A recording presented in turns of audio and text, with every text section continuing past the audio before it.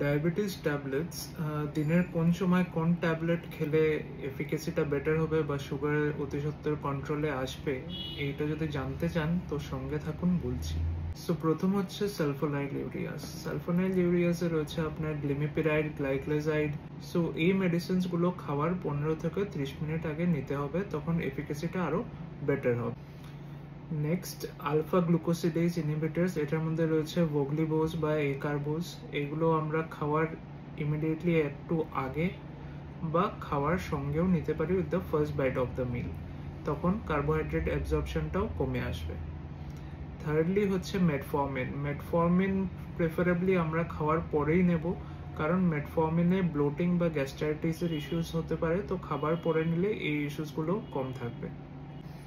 SGLT2 inhibitors, এতে রয়েছে আপনার এম্পাগ্লিফ্লোজিন, ডেপাগ্লিফ্লোজিন। এই ওষুধগুলো আপনার কিডনির ইউরিনের সাথে সুগারটাকে বের করে।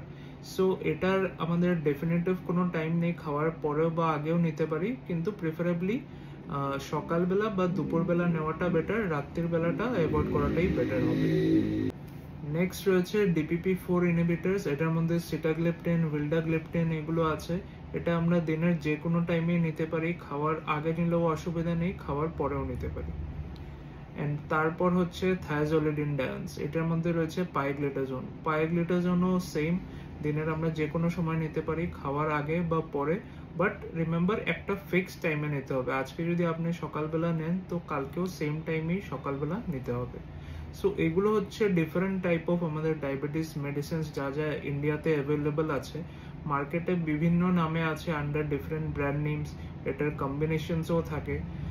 পাতার উল্টো দিকে কম্পোজিশনে আপনি দেখলেই বুঝতে পারবেন এগুলো কোনটার কথা আমি কোন সময় বলেছি।